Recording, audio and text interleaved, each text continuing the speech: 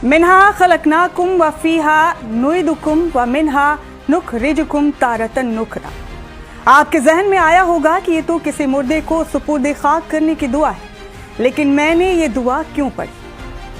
मैंने ये दुआ आज इसलिए पढ़ी कि मैं आज अरबों के अय्याश जिंदा हुक्मरानों पर ही खाक डाल रही हूँ, क्योंकि आज सही मायनों में अरबों के ज्यादातर अय्याश हुक्मरान पूरी मुस्लिम बिरादरी के लिए मर चुके हैं। सुनिए क्यों। खौफनाक और गमजदा करने वाली खबर यह है कि यहूदियों ने अपनी संसद में एक ऐसा बिल पास किया जिसके जरिए इजराइल उन 11,000 फिलिस्तीनियों को 90 दिनों के भीतर फांसी पर लटका देगा जो उनकी कैद में। इन कैदियों में आधे से ज्यादा मासूम बच्चे, औरतें और बुजुर्ग शामिल। इस बिल के पास होते ही यहूदियों ने संसद के अंदर ही खुशी के मारे खूब शैंपेन उड़ाई और जाम छलकाए, जो इस बात की गवाही है कि इन दज्जालियों के दिलों में खुदा के महबूब की उम्मत को जल्द से जल्द दुनिया से रुखसत करने की कितनी आग लगी हुई। ये कानून हर सूरत में क़िबला अव्वल के पड़ोसियों की मौत को लाजिम बनाता है।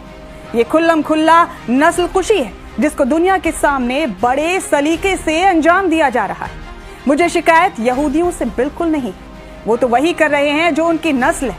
मैं तो खाक डाल रही हूँ उन अरब ममालिक के अय्याश हुक्मरानों पर जिनके ऊपर पूरी उम्मत मुस्लिमा को फख्र था। ऐ बेगैरतो, खुदा ने तुम्हें इसलिए नवाजा था कि तुम बजाय हक पर रहने वाले अपने भाइयों का साथ देने के अय्याशियों में मुब्तला रहो। अरबों के नामर्द हुक्मरानों, अगर तुम अय्याशी करने के लिए यहूदियों के कोठे पर नहीं जाते और वहां जाकर अपनी रातों को रंगीन करने के लिए जाम नहीं छलकाते, तो आज ये जालिम और बातिल दज्जाली बैतुल मुकद्दस के बाशिंदों की फांसी के बिल पर संसद में जाम नहीं छलका रहे होते। अगर तुम अय्याशों ने नंगा होने के लिए अपने लिबास इन यहूदियों के कोठे की खूंटियों पर नहीं टांगे होते, तो आज तुम नामर्द अरबों के सरबराहान के मुर्दा हो चुके दिलों में अपने भाई बहनों और मासूम बच्चों को फांसी पर टांगने वाले बिल के खिलाफ जरूर कोई हरकत पैदा होती।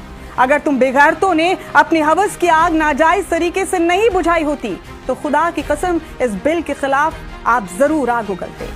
पाक और रूहानी सरजमी के इन नापाक हुक्मरानों के कलेजों में जरा बराबर भी ईमान बचा होता तो इस बिल पर इनकी ज़बां हरगिज खामोश नहीं रहती। लेकिन ये कैसे मुमकिन होता? ये आस लगाने से पहले मुझे याद रखना चाहिए था कि ये तो वही झब्बेदार हुक्मरान है जो फिलिस्तीन के 70,000 मासूमों के कत्ल पर खामोश रहे।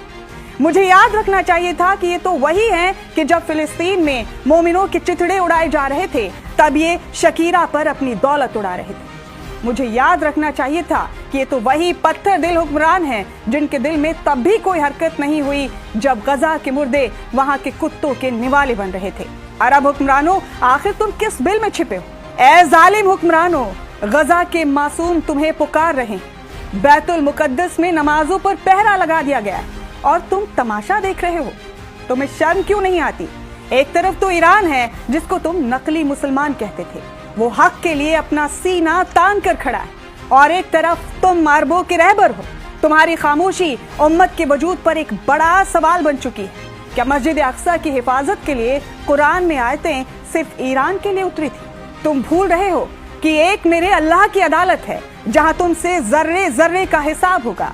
याद रखना, जब आज इजराइल के इस बिल पर और गाजा के कत्ल गारत पर दुनिया खामोश रही, तो हमारी आने वाली नस्लें ये सवाल जरूर करेंगी कि जब इंसाफ और इंसानियत का जनाजा निकाला जा रहा था, तब अरब और मुसलमान कहाँ थे? जिसका जवाब देने में तुम्हारे और हमारे भी पसीने छूट जाएंगे।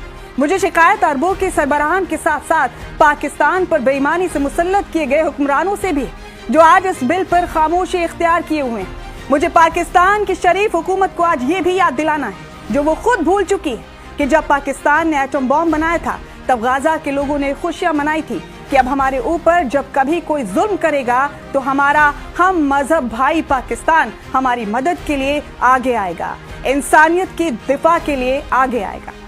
याद रखना पाकिस्तान, अगला नंबर आपका होगा, जैसा नेतन्याहू खुल्लम खुल्ला कह चुके हैं। याद रखना पाकिस्तान, अगला नंबर आपका होगा, जैसा नेतन्याहू खुल्लम खुल्ला कह चुके हैं।